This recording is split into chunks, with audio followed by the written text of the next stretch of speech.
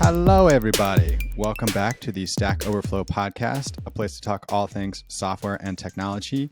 I am Ben Popper, Director of Content here at Stack Overflow, joined, as I often am, by my wonderful colleagues and collaborators, Cassidy Williams and Sior Ford. Hey, y'all. Hello. Hi. So it's a bit of a heat wave. We're going to try to keep things cool today. We have a great guest, Heather Meeker from OSS Capital. And Cassidy, full disclosure, you also work with OSS, right? Yeah. And I'm very excited to talk to Heather more deeply because she's incredibly legit and knows everything. I guess that's a slight exaggeration, but not really. Right. Too legit to quit, for sure. Yeah, it's funny. What a small world. We were just discussing.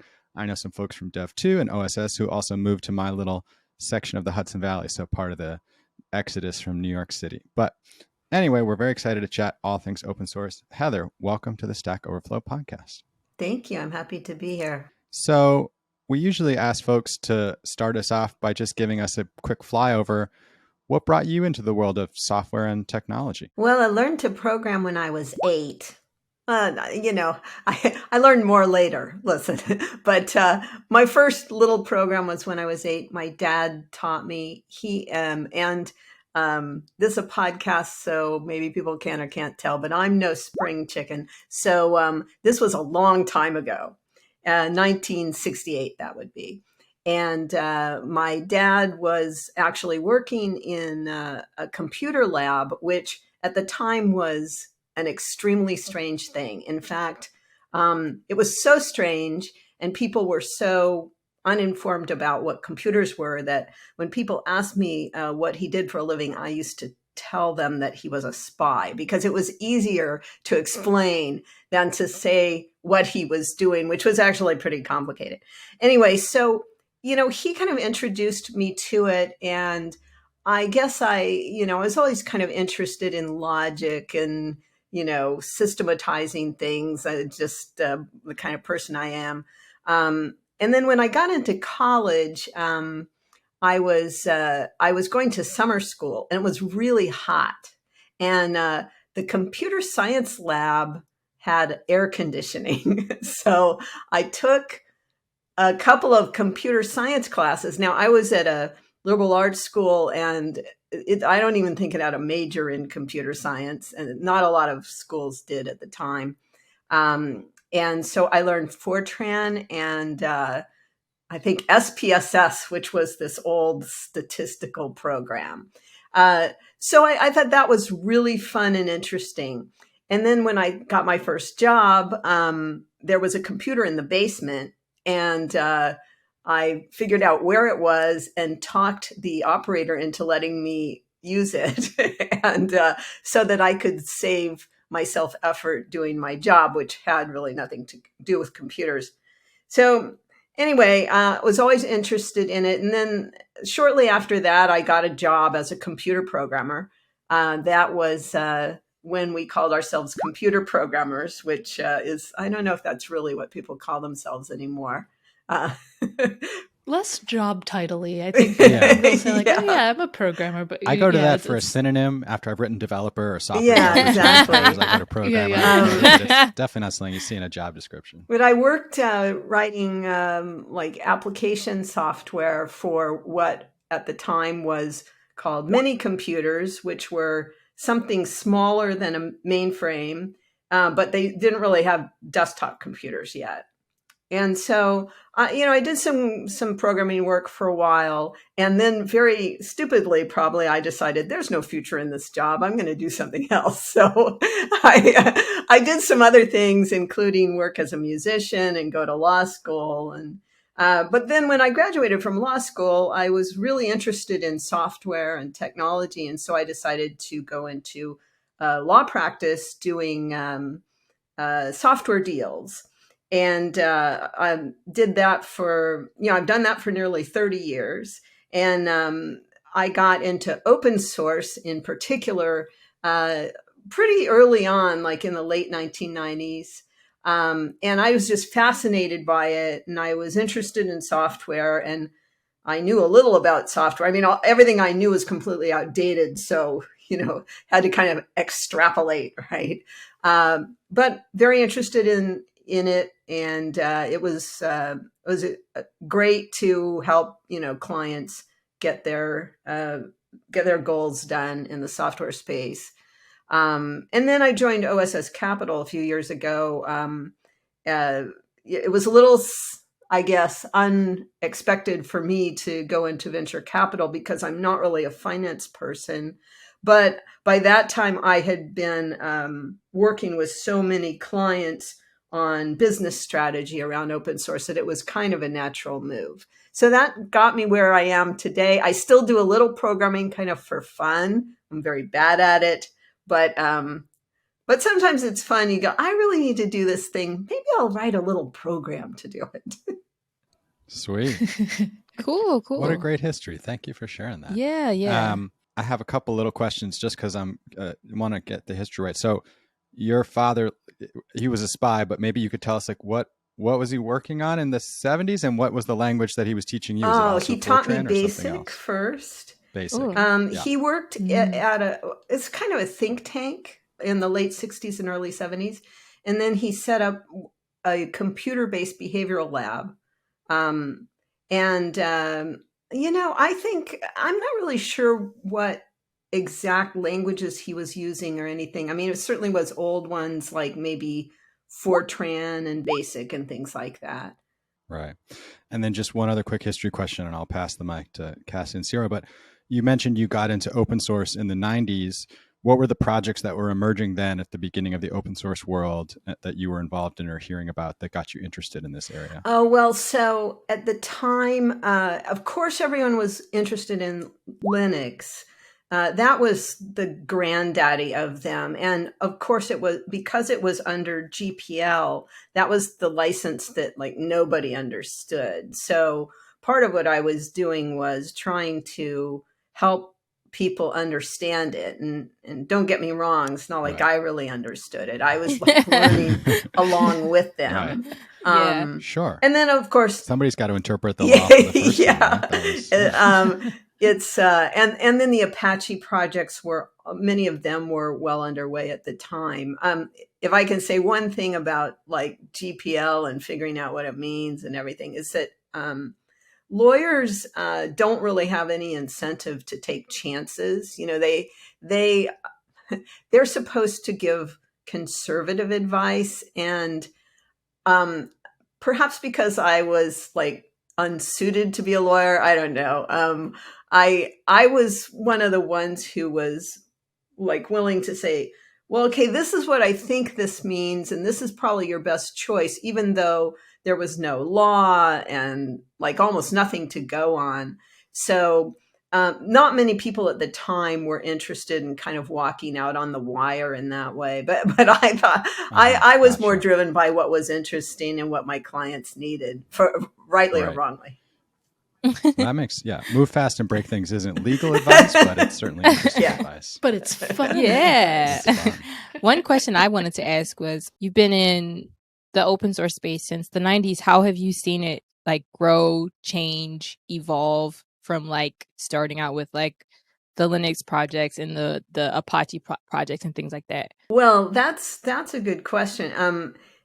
At the beginning, it was considered sort of the purview of hobbyists and a sort of a group of people that, like most people outside that group, found impenetrable, right? They didn't understand what they were doing or why they were doing it or what these licenses meant. And then as we moved into the 2000s, it took off like a rocket, right? And all of a sudden, everybody was using open source. Like when I started, a lot of people were saying, no, that's too dangerous. We can't use it. We don't understand it. And then you fast forward to 10 years later, 15 years later, it's everywhere, which is an enormous sea change, right? And things don't usually happen that fast, a paradigm shift like that. So it was like really interesting and exciting.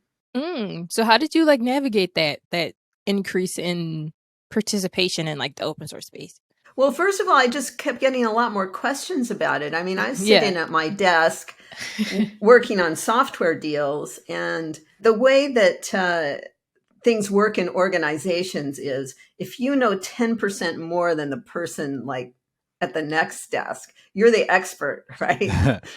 You're the subject matter expert. So, Got to turn to you. people would keep asking me about things, and then other people kept calling me about it. And it was just like, I kind of thought it would be the flavor of the month, and it was kind of this interesting, weird little thing that was happening. And then all of a sudden it was everywhere. And so, I just kept trying to learn more about it. And as I said, like nobody really understood it. So, I was just thinking, okay, I have to do my best to tell my clients what to do because they need answers, right? So that's kind of what happened during that process. Cassidy, you brought this up once before. Heather, I'd be curious to hear it in this context. You're doing software deals, companies acquiring one another, working together. Were the questions about, hey, if we use this open source project, can we then sell our company? Or if we buy this company that's using open source, can we then patent the software? Or were people more just curious, how should we approach this? Like, where was that intersection of law and business and open source that you worked on? In the world of tech entrepreneurship, the question is always, can we sell our business, right? Are we doing something that will cause us to have trouble selling our business? By the way, tip for young lawyers, if you want clients to pay attention to what you say is, if you do this, your stock will be worthless. That line always is extremely effective. But they were very concerned about risk and how things would look in investment transactions and acquisitions. They were concerned about how open source interacted with patents and trademarks too. And sorting out all that stuff was, you had to extrapolate from existing rules and figure it out.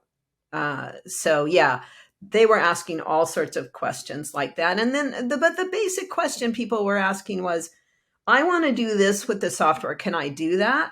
How do I do it without violating the license? And that's, what we spent a lot of our time on. It's so interesting because this is a side of like open source software that I never even considered.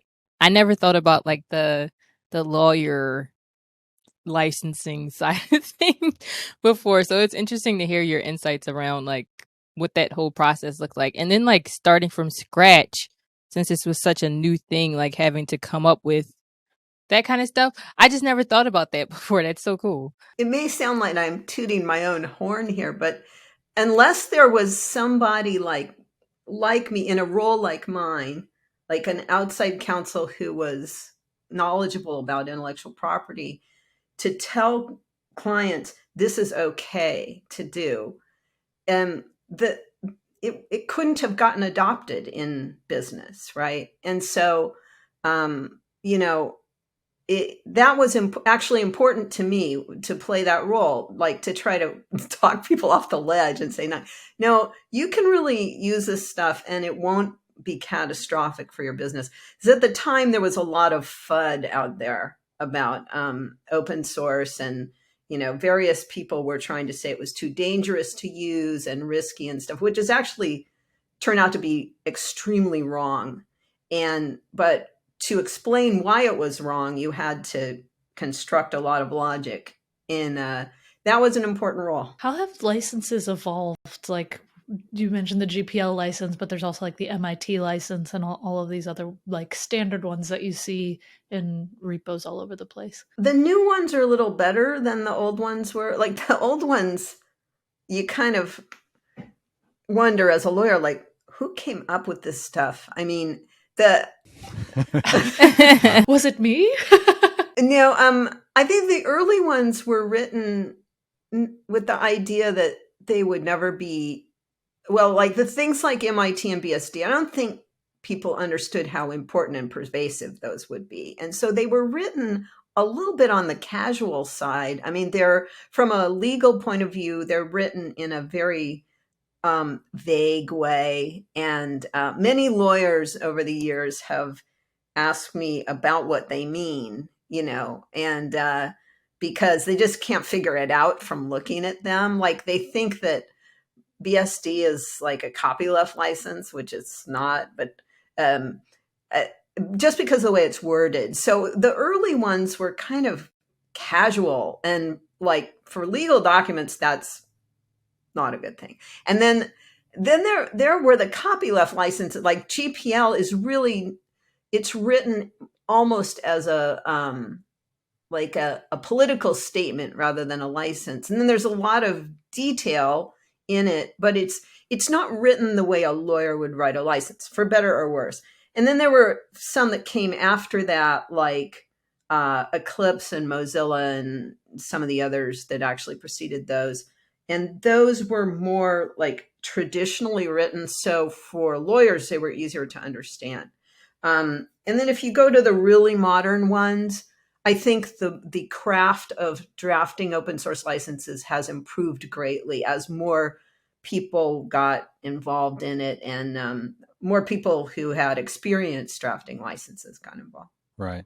That's interesting. Were those early ones written more, from like a mission-driven perspective of software developers who wanted to foment open source, but maybe, as you pointed out, didn't have a ton of legal training to craft the language in that way? To be clear, they were trying to do something that really had never been done before. Okay, so there wasn't like a way to do it. And they did have legal advice, but I don't think they wanted the licenses to sound like traditional licenses. They wanted them to be developer manifestos, and that's what they were.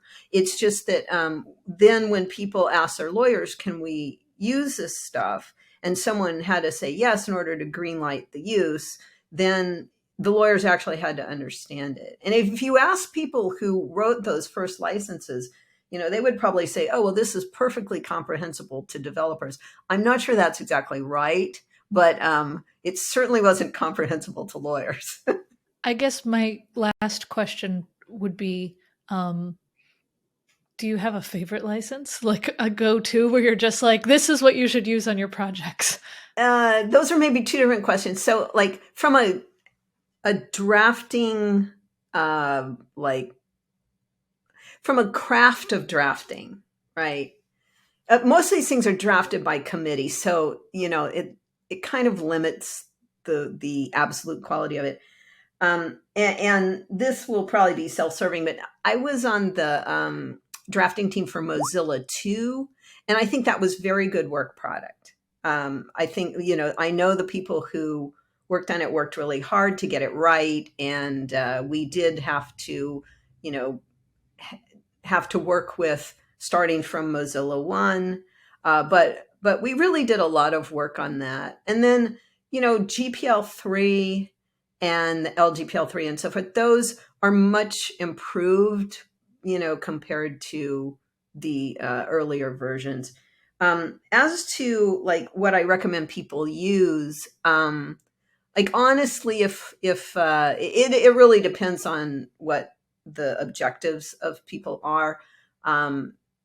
It's very important to use licenses that everyone understands. So even if there were a perfect license out there that nobody used, it wouldn't be the right license, because part of open source and getting people to participate is they have to understand what you've done. And the great thing about open source is it's at this point very standardized. So there are about 6 licenses anybody uses. And so it makes almost no sense to pick any but those 6, because then you're just making people educate themselves about what you're doing. I sometimes call that the understanding tax, right? So, that's usually not going to like accomplish your goals if what you want to do is have people adopt and use and contribute to the software. We talked a lot about your experience as a lawyer with open source licensing. I want to hear how that you made that transition into venture capitalist work. So were you like approached? Is this something that you had in mind that you wanted to do, and then you decided to like somehow figure out how to get into it?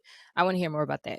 Well, I was plucked out of my lawyering by JJ, Joseph Jacks, who was starting this fund that specifically invests in early stage commercial open source development. So just for context, like it's very unusual for a fund to have a focus that specific, but that's what he wanted to do. And then he came to me and said, would you be interested in being involved? And my first reaction was, what do you want me for? Like, I'm just a lawyer. But then as I thought about it, I realized that I had actually been spending a lot of my time focusing on strategy instead of pure legal advice by that time. And so I thought, well, actually, this kind of makes some sense, and it sounds really fun and interesting. And so I said, okay, I'll get involved in this. And it was great. I was close to retirement by that time as a lawyer, and so this changed like the whole trajectory of my career, probably in a good way, because I was getting honestly a little burnt out on the lawyering stuff. I've been at it for a long time, so yeah, I just got picked, right, and I'm grateful. Right. Well, you have all this great experience in it, and also, as you said, working in like mergers and acquisitions and stuff like that relates to venture capital or advising people on, areas where their shares might be worth less or worth something. I think those all tie nicely in. Cassie and I have been on a number of shows where we talked about this, and I know, Cassie, you have personal experience working with folks, but you mentioned that the idea is to invest in commercial open source. So I'm curious, what makes for a successful commercial open source project from your perspective, because many open source projects have been created that go on to have great success in terms of a number of developers who use them, even large enterprises who use them, how popular and sort of productive they are for the whole ecosystem, but they don't function well commercially. So when you think about it from that perspective, what is it that allows something to be open source and then, as you pointed out, like widely understood and adopted, but also be a successful commercial venture and therefore a successful venture investment? It's a good point. I mean, first of all, there are plenty of open source projects that are not commercial ventures, and that's great. That's a separate thing. But if you want to make a business around an open source project, you have to do a little bit of planning about how you're going to accomplish that, because the open source software is free.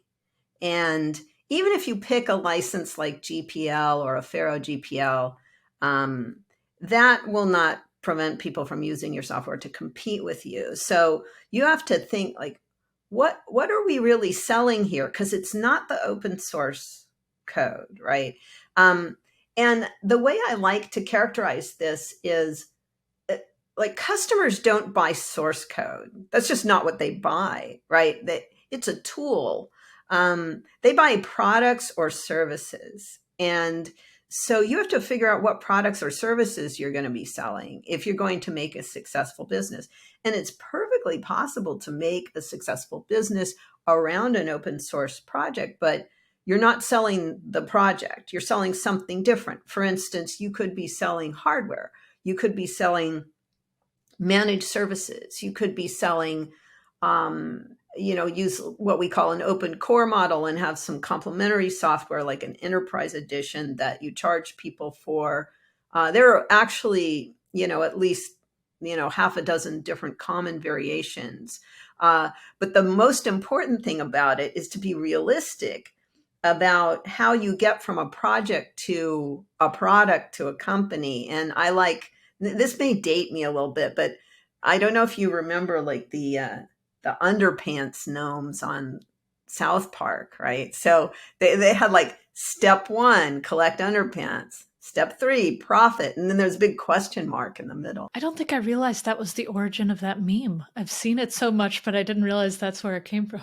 Open source developers engage in some magical thinking, like we're going to have this really successful project and then we're going to make lots of money. Well, you have to figure out what the question mark in the middle is. And like GitHub stars don't make you money. Right.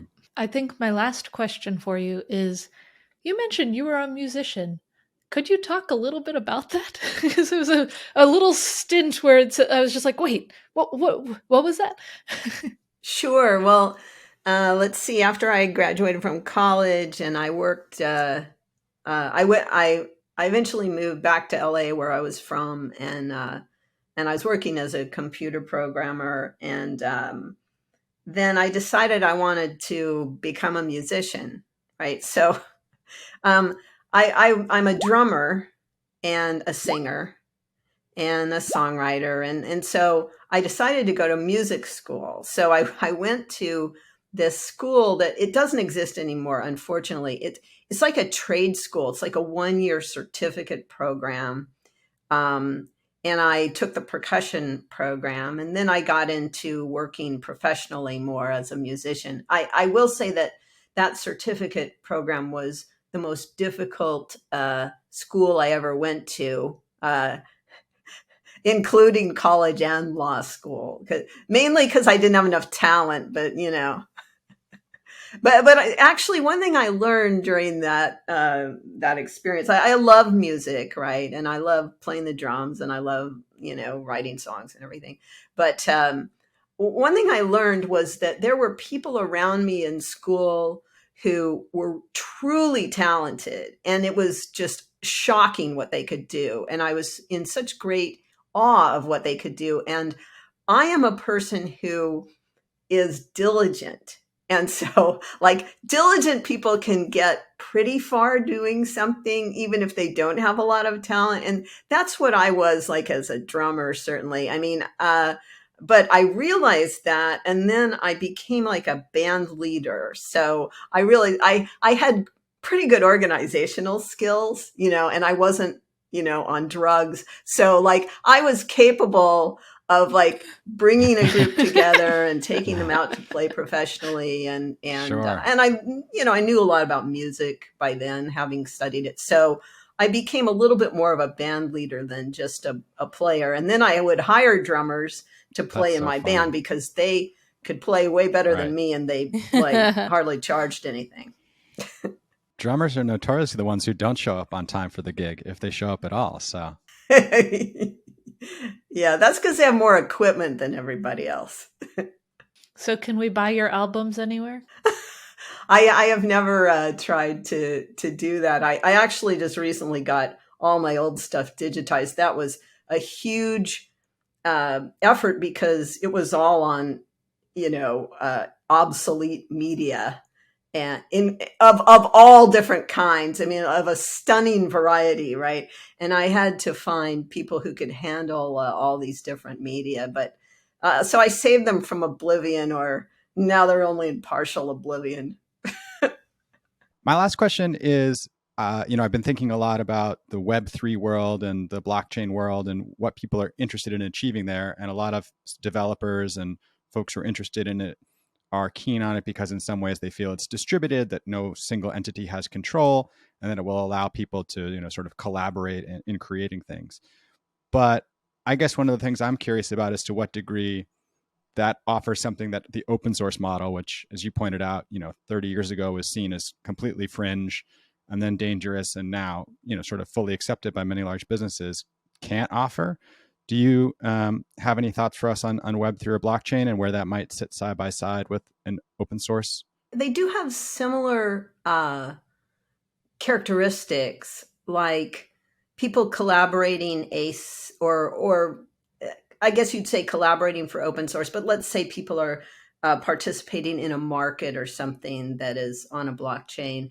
They're interacting asynchronously. They might not know each other. They might not know each other's personal identities. They could be all over the world, and so those qualities are similar. And I think open source and the way people interact in open source laid the groundwork for that on a social level, kind of. But things like cryptocurrency are very different from open source in lots of ways. I do think that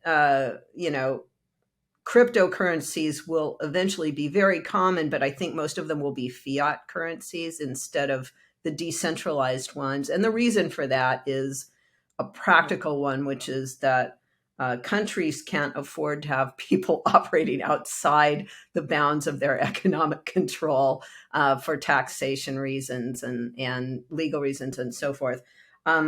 but blockchain goes way beyond that. And I think what most people don't see about blockchain is the way that it can help with all sorts of things other than cryptocurrency, right? So that is an extremely interesting idea.